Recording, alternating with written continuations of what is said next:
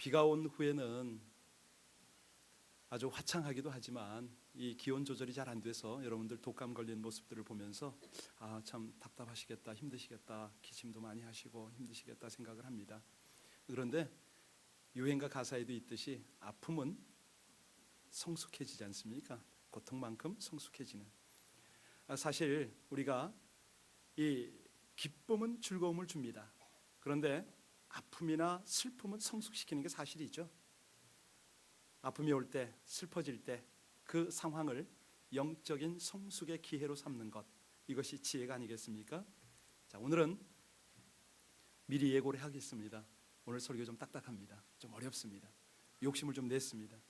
대강절인데도 불구하고 우리가 예레미야 애가를 지금 묵상하고 있거든요. 자, 그래서 귀를 쫑긋 세우시고 잘 들으시면 그래도 각각 소화가 될 줄로 믿습니다.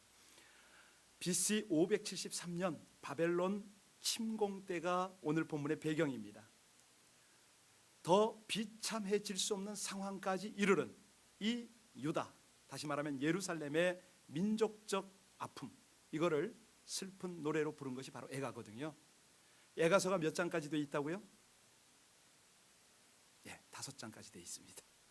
근데 모든 장마다 22절로 끝이 나는데 오늘 3장은 몇 절로 끝나는지 혹시 아십니까? 66절로 마무리가 됩니다. 자, 당시에 이 유대, 그 유대의 아픔들과 고난을 지금도 기억하기 위해서 유대 민족들은 아부월 9일마다 이 책을 읽곤 하거든요. 어떻게 읽느냐?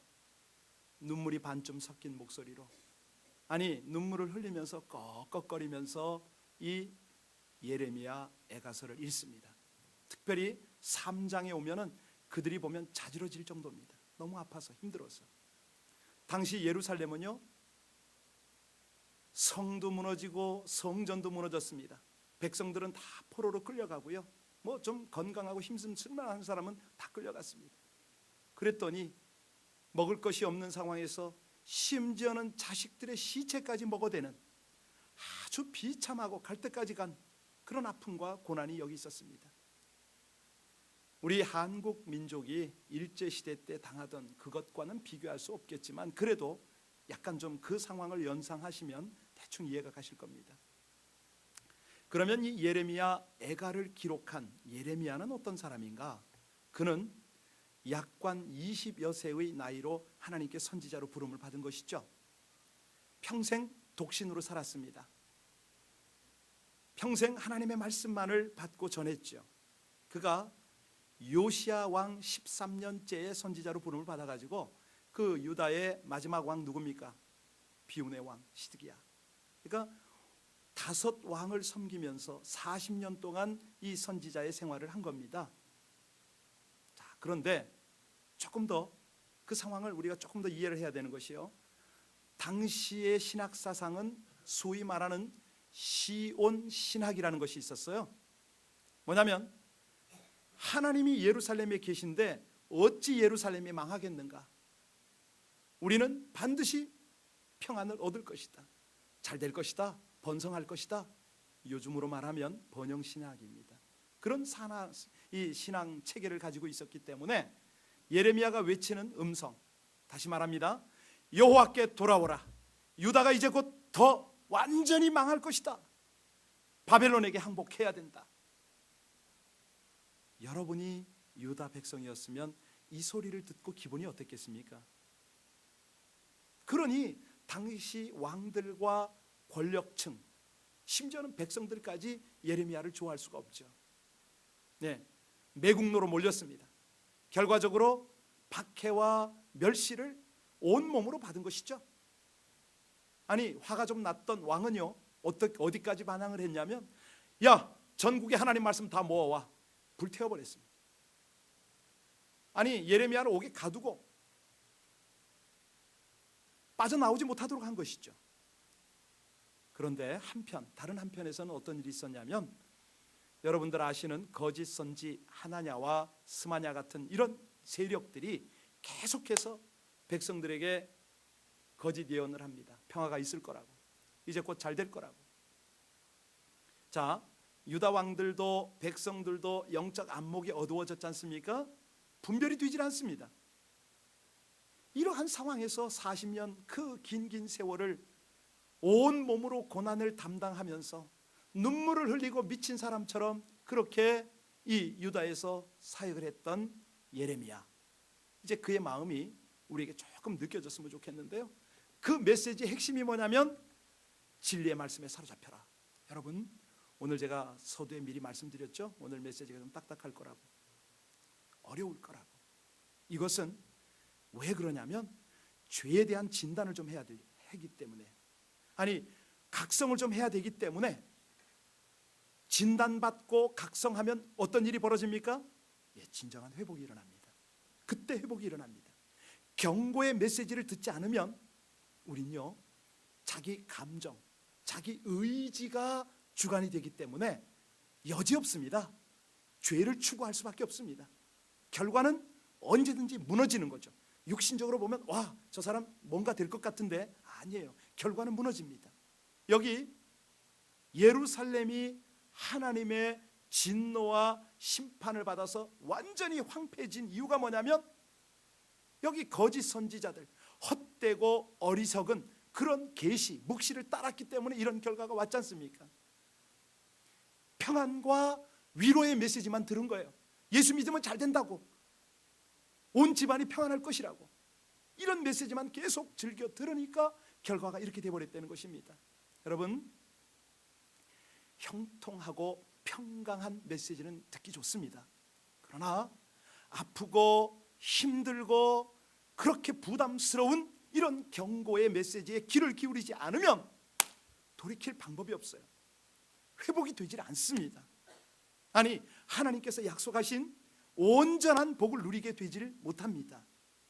자, 그래서 이 죄가 드러나는 메시지를 조금 더 보셔야 되는데요, 예레미야 애가 1장, 2장, 4장을 보면 처음에 시작을 뭐라고 하는지 아십니까? 얼른 컨닝 좀 해보세요.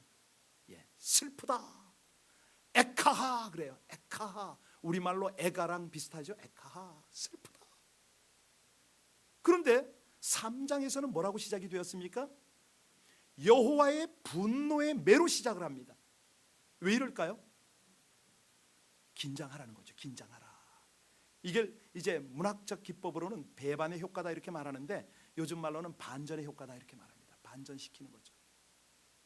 여기서 예레미야가 슬프다 이렇게 말하는 것은 이것이 어떤 그 푸념이나 뭐 이런 표현이 아니라는 거예요. 아주 절제되어진 가슴 깊은 곳에서 나오는 그런 슬픔이에요. 마음속에 내가 좀 슬프다고 해서 막 함부로 쏟아내는, 내가 화가 좀 난다고 해서 분별 없이 막 욕을 하는 그런 상태가 아닙니다. 다듬어요. 마음을 다듬어요. 격식에 맞춰봐요. 그래야 슬프다 했을 때, 여호와께서 분노하신다 했을 때 이게 우리에게 더 강하게 와 닿으니까. 여기 하나님의 분노의 매로 인한 처절한 심판, 그 고난이 슬프다, 내가 아파서 못 견디겠다. 여러분, 이거 좀 느끼세요? 혹시라도요, 화를 내야 되는데 슬퍼서 마음을 끌어안고 한번 여러분들 고통 한번 겪어본 적 있으세요?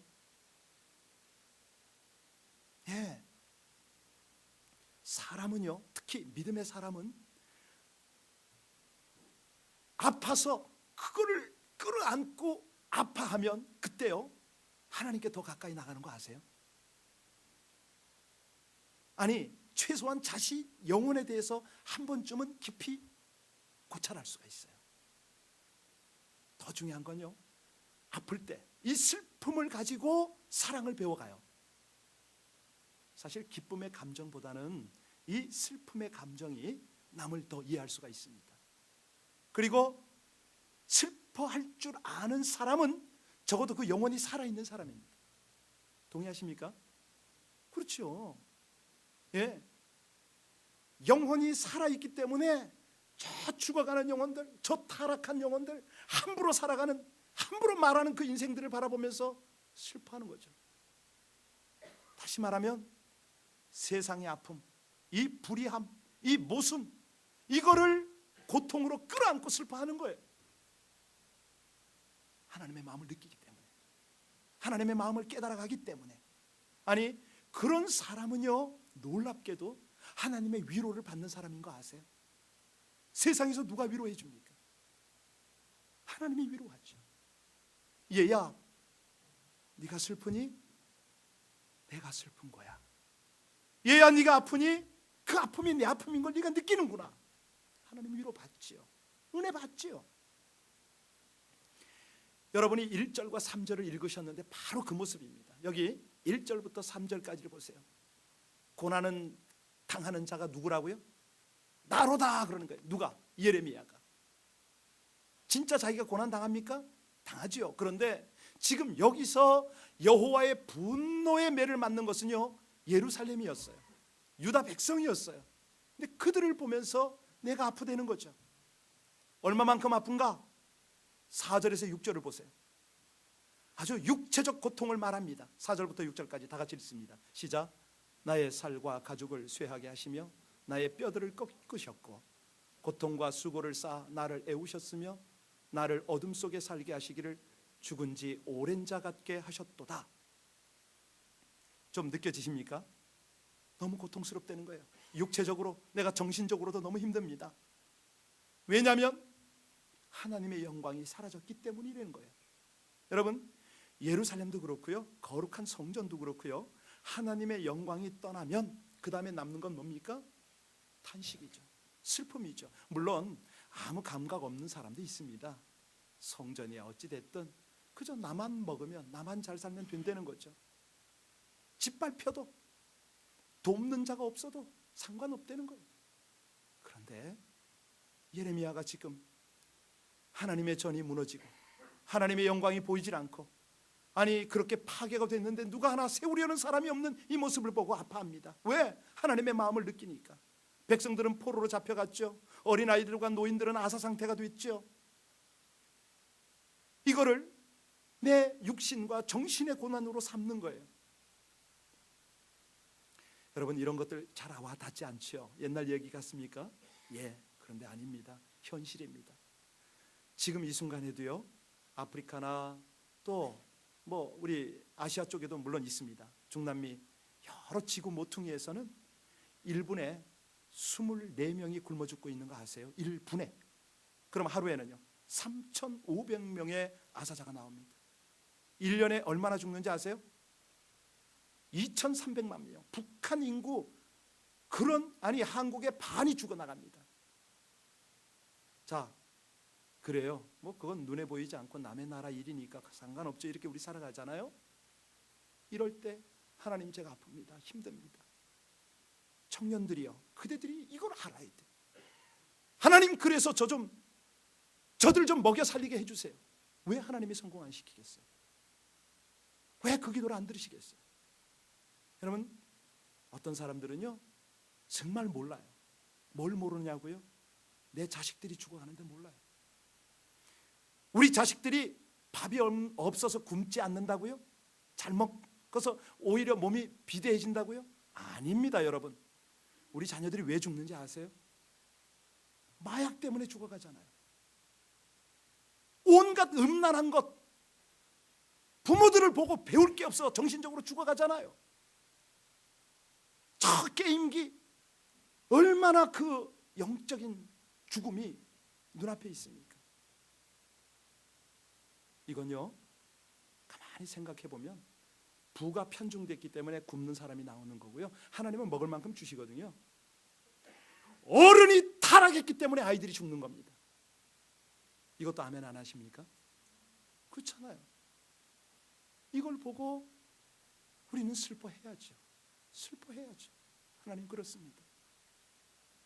아니, 우리 주변에 암담한 분들 계시지 않습니까? 암담하죠. 정말 사업이 풀리지 않고 관계가 복잡하게 얽혀만 가고, 어쩌면 저렇게 한 군데 아픈데 또 아프고 또 아프고 막 여기저기 아프고, 아니 물질이 풀리질 않고, 학교 공부를 해야 되는데 도대체 이게 성적이 나오질 않고, 뭐 이런 분들이 있잖아요. 그죠? 그러면 우리는 어떤 느낌이 듭니까? 아이, 그럼 남의 일인데 방관해야지. 아니, 원망할 수도 있고 불평할 수도 있고 조소를 보낼 수도 있겠죠. 그죠? 예. 그런데 하나님은 오늘 메시지를 통해서 우리에게 뭐라고 말씀하십니까? 이거는 오히려 소망을 품을 일이다. 이 고난이 곧 너희의 영적 유익을 위한 훈련으로 받아들이는 그런 메시지다. 여러분, 예레미야가 지금 이들을 어떻게 살려낼 수 있을까? 우리에게 오늘 도전을 했어요. 슬프다, 슬프다, 슬퍼하라는 거 아닙니까? 이것이 바로 저희의 죄 때문입니다. 어른들의 잘못입니다. 회개하면서 하나님의 긍휼을 구하려는 거 아닙니까? 무서운 회초리 앞에서 절망만 할 것이 아니라 정직한 눈물의 회개를 하면 하나님이 긍휼을 베푸시고 너희들의 삶이 경건해진다는 것이죠. 예, 정금 같은 신앙이 되어서 나의 거룩한 백성들이 된다는 것이죠. 여러분, 여기서 우리가 거룩하신 하나님을 집중할 필요가 있습니다. 그 하나님은요, 죄를 덮기만 하시는 그런 하나님이 아니십니다. 죄가 있을 땐 드러내십니다. 드러내실 뿐만 아니라 분노하십니다. 심판하십니다. 그 심판을 아무도 피하지 못하게 하십니다. 왜? 이유가 뭐죠? 예, 하나님은 심판이 목표가 아니고요, 회개하고 돌아오라는 것이죠. 이게 하나님의 목적입니다. 여기 성경에 보면 믿음의 선진들이 겪었던 그 혹독한 심판과 회개의 역사, 이거를 우리에게 잊지 않도록 하시는 건데요, 바로 이 예루살렘이나 유다 백성들이 곧 우리와 우리 민족을 향한 하나님의 심판이 될 수가 있습니다. 지금 미국이 꼭 그런 상황이에요. 그런데 아이러니한 일도 있죠. 어떤 때는 잘 모를 때가 있습니다. 살다 보면 이유를 모르는 채 죽음과 같은 그런 고통을 당할 때가 있어요. 이게 왜 그러냐면, 왜 이유도 모르고 내가 어려움을 당하고, 지금 6절에 나왔잖아요. 어둠 속에 왜 내가 이렇게 살아야 되는지, 왜 죽은 자 같이 그렇게 견뎌야 되는지, 이거 모를 때가 있어요. 왜 그렇습니까? 죄악이 가득한 세상에 살아가는 사람들의 현실입니다. 이것이 현실 삶이에요. 그러니까 하나님이 원하는 것이 아니라 인간들이 이렇게 만드는 거예요. 우리가 이유 없이 애매히 고난을 당할 때가 있어요. 그런데 이 모든 것은요, 어디서 답을 찾아야 되느냐? 어디서 찾습니까? 예, 하나님께로부터 왔기 때문에 하나님께로부터 답을 찾아야죠. 아니, 어둠이 있도록 하신 분도 하나님이시니까 빛으로 인도하실 분도 하나님 아닙니까? 이제 7절부터 13절을 보시기 바랍니다. 어디만큼 공격을 당하냐면 사방이 막혀서 옴짝달싹을 못합니다. 7절 한번 읽겠습니다. 시작. 7절 시작. 나를 둘러싸서 나가지 못하게 하시고 내 사슬을, 예, 옴짝달싹 못한다는 것이죠. 뿐만 아닙니다. 10절부터 11절까지를 보면요, 우리 하나님께서 어떤 모습으로 우리에게 다가오시냐면 10절에 곰과 은밀한 곳에 있는 사자 같다. 누가? 하나님이요. 이게 말이 됩니까? 우리를, 백성들을 마치 굶주린 짐승이 먹잇감을 노리듯이 그렇게 하나님 앞에 고난당할 것이다, 이렇게 말씀하세요. 여기서 하나님이 이 두 짐승에 비유한 이유가 뭔지 아십니까? 예, 길을 찾지 못하도록 하겠다는 것입니다. 기도해도 당장 고난이 해결되지 않을 것이다. 아무리 기도해봐라. 여러분, 이때 어떻게 해야 됩니까? 어떻게? 여러분들 기도했는데 반응이 없어요. 응답이 없어요. 어떻게 해야 됩니까? 이때는 중요한 것이 하나님의 뜻을 묻는 겁니다. 하나님, 왜 이런 일이 있습니까? 무슨 뜻입니까? 라고 물으라는 거예요. 그렇게 나가라는 거예요. 다시 말씀드립니다. 세상이 고난의 도가니 소용돌이 속에 있을 때는 어떻게 하냐면 주목을 해야 돼요. 어디를요? 하나님을 향해서. 하나님을 주목하라는 거예요. 예레미야 애가의 핵심이에요. 우리가 대강절을 지금 준비하고 있는데 예수님이 오시는 그 주님이 오심의 목적, 그분의 뜻을 주목하라는 것입니다. 성탄 추리에 주목하는 거 아니고요, 그냥 세상 어떤 이 쇼핑 분위기나 뭐 이런 데에 주목하는 게 아닙니다. 한번 우리 예수님을 한번 주목해 볼까요? 예수님 한번 고난 보세요. 지금까지 태어난 많고 많은 사람 중에서 외양간에, 그것도 말박통에 태어난 사람 나와보라고 그랬어요. 아니, 태어나자마자 잔인한 헤롯 왕의 칼날을 피해서 그렇게 피난 생활했던 어린 생명이 있으면 나와보라고 그러세요. 자라면서도 그 시골 깡촌에 목수일을 하면서 그렇게 험하게 살았던 사람 얼마나 되겠습니까? 아니, 우리 예수님이요, 노숙자인 거 아세요? 노숙자. 무숙자라고 표현할게요. 집이 없으셨잖아요. 예. 그뿐입니까? 자기 제자에게 은 30냥에 팔렸습니다. 수제자에게 배반당했습니다. 자기가 챙겨준 모든 백성들에게 배신당해서 십자가에 못 박히셨습니다. 자, 우리는 여기서 예수님의 고통에 주목할까요? 아니요. 고통을 넘어서서 우리 주님의 목적, 하나님의 뜻에 주목해야 될 필요가 있지 않습니까? 여기 육체가 아프시고 그렇게 저주를 받고 배신을 당한 것은 바로 우리의 모습들을 그대로 재현하신 겁니다. 하나님의 사랑을 확실하게 증거하신 것이요, 대속의 은혜를 분명히 나타내신 것입니다. 여기에 주목을 해야지 겉으로 보이는 것에 주목하는 것이 아니라는 것입니다. 여러분, 우리가요 현재 고난 중에 있다면 하나님의 뜻을, 하나님의 마음을, 하나님이 그 움직이시는 방향을 좀 주목을 해야 되는데, 특별히 애매하게 우리가 고난 당할 때가 있습니다. 이해가 안 돼요. 내가 뭐 그렇게 크게 잘못해서 이런 일이 벌어지는가? 이럴 때는 어떻게 답을 구하라고요? 하나님을 주목해서 답을 구하라. 모든 것을 주관하시는 하나님을 집중하지 않으면 답을 얻을 수가 없습니다. 왜? 하나님은 고난도 허락하시지만 해결 방법도 주시기 때문에. 고난을 당할 때는 내가 어떻게 하면 피할까? 피하지 마세요. 예. 오늘 본문에서는 뭐라고 그랬습니까? 너희가 피하다가는 고음을 만나지, 사자를 만날 것이야. 하나님 그렇게 말씀하시잖아요. 피하지 말랍니다. 대신 하나님, 이 고난을 통해서 제가 무엇을 깨닫기를 원하십니까? 하나님의 뜻을 어떻게 찾아야 됩니까?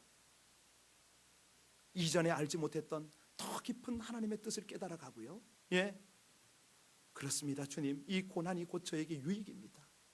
이제 14절부터 18절까지를 보면요, 얼마만큼 이 고난이 심하냐면 조롱거리가 되죠. 15절 보세요. 예, 아니 괴롭습니다. 16절, 17, 18절까지를 쭉 보면은 이제는 소망이 보이질 않습니다. 고통이 더 가중된다는 말이죠. 심령에서 17, 18절 펴보세요. 이제는 심령에서 평강이 사라지고 소망이 끊어지는 상황까지 갔습니다. 자, 이쯤 되면 오늘 설교 왜 이렇습니까? 우리 왜 이렇게 힘들게 합니까? 이 말씀하실 만한데요. 맞습니다. 하나님은 우리에게 평강과 행복 주시기를 원하십니다. 고난을 주심은 하나님의 본심이 아닌 것 분명합니다.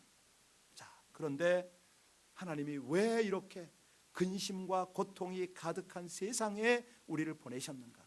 아니죠. 이 세상은 우리가 만든 것이고 우리 죄의 결과고, 하나님은 그 세상에서 우리를 부르신 것이죠. 예수님 안에 있는 평강과 행복을 맛보게 하기 위해서 우리를 구원하신 것이죠. 우리가 찾기도 전에 하나님은 먼저 은혜로 우리에게 복을 주신 것이죠. 자, 그렇기 때문에 지금 우리가 소망이 있습니다. 오히려 소망이 있습니다. 지금 당하는 모든 고통을 역전시켜서 회복하실 분이 계시다는 거예요. 그분이 바로 여러분의 하나님이라는 거죠. 비록 소망이 끊어진 것 같아도 처음부터 은혜로 불러주신 하나님이 왜 우리를 안 붙들어 주냐 이거예요. 왜 우리를 안 끌어가시냐 이거예요.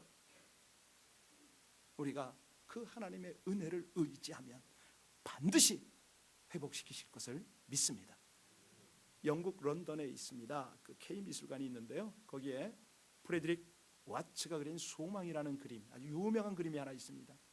이 그림은 어떤 그림이냐면, 그림 중앙에 지구본 같은 이 지구가 하나 있고요, 그 지구 위에 아주 가련한 여인이 앉아 있습니다. 이 여인은 눈을 가렸어요. 손에 자그마한 하프를 들었는데, 여러분 하프가 몇 줄인지 아세요? 7줄이라고 합니다. 그런데 이 하프 줄에 6개가 다 끊어졌고요, 마지막 한 줄이 있는데 앞이 안 보이는 이 가녀린 여인이 마지막 한 줄로 가지고 연주를 하고 있어요. 그 그림의 제목이 뭐라고요? 소망입니다. 소망. 예, 앞이 보이지 않고 6줄 다 끊어진 상황에서 한 줄 비파를 타는 소망. 여러분, 굉장히 의미가 있다고 생각하지 않으세요? 우리가요, 이 세상을 보라보면 정말 말세 중에 말세입니다. 올 만큼 왔어요. 모든 것이 다 끊어졌어요. 소망의 줄이 보이질 않아요. 예, 아니 개인적으로는 야, 이렇게 앞길이 막힐 수가 있나? 아니 왜 이렇게 경제적으로 인간적으로 왜 이렇게 어려워? 이런 분들이 계실 수가 있잖아요. 아니 자식이 공부가 도대체 저게 성적이 나오질 않아. 별 어려움이 다 있을 수가 있어요. 그렇죠? 예. 아니 도대체가 무슨 뭐 이게 아니 제가 좀 만남이 좀 좋았으면 좋겠는데 들어가면 직장 가면 그만두고 그냥 뭐 어쩌고 왜 이렇게 안 돼? 이럴 때가 있잖아요. 그렇죠? 하나님이 오늘 우리에게 그럴지라도 오히려 소망의 줄이 하나 있으니 그 남은 소망의 한 줄이 뭡니까? 예, 주님이죠. 주님의 은혜지요. 그 줄로 우리는 얼마든지 연주할 수 있어요. 그 줄로 우리는 얼마든지 살아날 수가 있어요. 결국 우리가 부닥치고 있는 이 고난의 터널, 고난의 환경 두려워할 필요가 없습니다. 하나님 앞에 오히려 소망이 있습니다. 이 고백을 하는 거죠. 왜요? 성령님이 함께 하시니까. 예? 베드로전서 1장 14절 말씀에 너희가 그리스도의 이름으로 욕을 받으면 복 있는 자로다. 영광의 영, 하나님의 영이 너희 위에 계심이라. 우리가요, 마음이 가난하고 애통하면 하나님의 위로와 천국이 임하는 것을 경험하는데 여기 우리 주님의 고난을 담당해서 슬퍼하고 그것 때문에 기도하면 성령이 우리 가운데 함께 하시겠답니다. 여러분, 고난이 와서 아프지 않습니까? 그래도요, 참 이 아픔을 통해서 하나님이 원하시는 게 뭘까요? 낮아지는 마음 아니겠습니까? 낮아지는 거. 우리 마음이 교만할 때보다는 겸손할 때 그 마음이 굉장히 따뜻해지는 거 아시죠? 옆에서 보면은 참 아름답습니다. 그런 사람 보면은 자기 잘났다고 끝까지 고집하고 큰 소리 치는 사람 보면은 어떻게 뭐 한 대 쥐어받고 싶잖아요. 그런데 그 아픔을 끌어안고 자기가 홀로 눈물 흘리는 그 가난해진 마음을 볼 때는 와, 저 사람 속에 하나님이 계시나 보다. 하나님의 은혜가 머물고 있구나. 이걸 느끼지 않습니까? 여러분, 그런 사람은요, 어떤 고난의 폭풍이 몰아쳐도 절대 침몰하지 않습니다. 왜? 하나님이 피할 길을 내시고 또 감당하게 하시니까요. 여러분 말씀 잘 알잖아요. 고린도전서 10장 13절에 사람이 감당할 시험 밖에는 너희에게 당한 것이 없나니 오직 하나님은 미쁘사 너희가 감당치 못할 시험 당함을 허락지 아니하시고 시험 당할 즈음에는 또한 피할 길을 내사 너희로 능히 감당하게 하시느니라 말씀하십니다. 우리가 어떤 때는 사방으로 우겨싸움을 당할 때가 있어요. 왜? 하나님 뜻대로 살려니까. 그래도 답답한 일을 당하여도 낙심하지 말라는 것입니다. 핍박을 받아도 너희를 버림받지 않도록, 거꾸로 뜸을 당하여도 망하지 않도록 너희 몸에 항상 예수 죽인 것을 몸에 짊어져라. 왜? 너희 몸에서 예수의 생명이 나타나야 되니까. 할렐루야. 예, 바로 이겁니다. 우리 하나님은요, 역전의 명수 아닙니까? 모든 고통을 역전시키고 회복하실 수 있는 분이십니다. 처음부터 소망이 끊어진 것 같았지만 아닙니다. 왜? 은혜로 여러분을 붙드셨거든요. 불러주셨거든요. 은혜로 부르신 분이면은 은혜로 여러분을 왜 못 세웁니까? 그럼에도 고난을 주시는 목적이 있다는 것이죠. 뜻이 있다는 것이죠.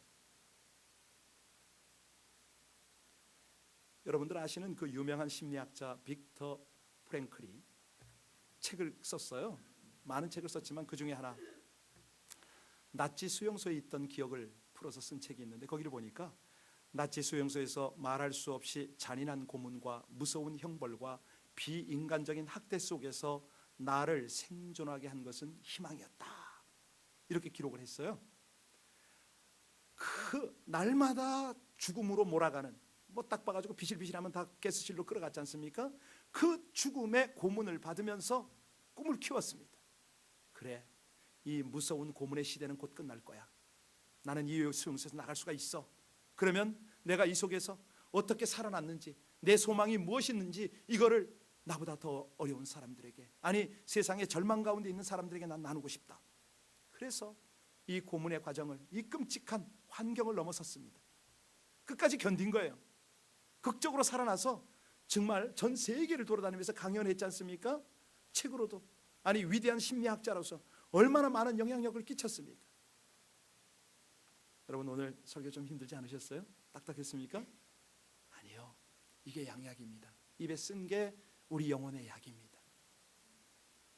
우리는 예레미야와 다를 바가 없는 연약한 존재지요. 지금도 어려움을 당하고 계신 분이 계실지 모르겠지만 앞으로 생애 가운데 어떤 고난이 닥칠지 아무도 예측 못합니다. 우리 하나님이 저와 여러분의 길에 고난을 제외시켜 주시겠다 이런 말씀을 하신 적이 없어요. 예. 하나님이 원하는 거는 너 주변에 고난이 닥치면은 반응하라 이겁니다. 반응하라. 어떻게 반응하는 거죠? 예. 하나님의 뜻을 구하라. 먼저 하나님, 이 미국이 왜 이렇습니까? 하나님의 뜻을 구하라. 고난이 강해집니까? 고난이 강해질수록 하나님의 은혜를 소망하라. 하나님의 은혜 소망하고 중보하며 기도하라는 거예요. 예. 왜? 그때는요 우리 신앙이요 불순물이 제거됩니다. 정금같이 나가는 거죠. 하나님 보실 때 너무 순전한 거예요. 사랑으로 충만하게 된다는 것이죠. 제가 영상을 한번 띄우고 싶은데 아주 그냥 마음이 간절한데 못 띄우고 있어요. 이따 2부 예배 마치고 본당에 오시는 분들은 기가 막힌 영상을 제가 하나 보여드리겠습니다. 왜냐하면 세상 유행가이기 때문에 띄울 수가 없어요. 유행가에서도 제가 은혜 받았어요. 눈물 펑펑 쏟았어요. 자, 분명한 것은요 우리가 어디를 가든지 모든 고통을 역전시키고 회복할 수 있는 하나님이 우리의 하나님이라는 거, 소망이 끊어진 것 같아도 예, 늘 함께 하시는 하나님이 여러분과 저를 기대하신다는 거예요. 오늘 분명히 하겠습니다. 고난이 닥칠 때 낙심하지 마십시오. 오히려 소망이 있습니다 고백하며 기도로 나가지는 것이죠. 예, 오히려 하나님의 은혜가 있습니다 라고 고백하면서 믿음으로 나가지는 것이죠. 예, 오히려 이 고난을 통과해서 제가 정금같이 주님 앞에 설 것입니다 이렇게 나가려는 것이에요. 예레미야처럼 우세요. 그냥 슬퍼하세요. 예, 어디서요? 하나님 앞에서요. 하나님 앞에서. 청년들이여 따라합시다. 하나님 앞에서 울고. 청년 없어요? 하나님 앞에서 울고 세상에서 웃자. 예, 하나님이 그걸 기뻐하세요. 하나님의 소망을 붙잡고 이 대강절을 준비해야 됩니다. 오십니다. 주님, 아파도 하나님 감사합니다. 이것이 사랑의 회초리라는 것을 제가 알기 때문에 주님 앞에 제가 눈물을 흘려도 세상에서는 정금같이 나갈 것입니다.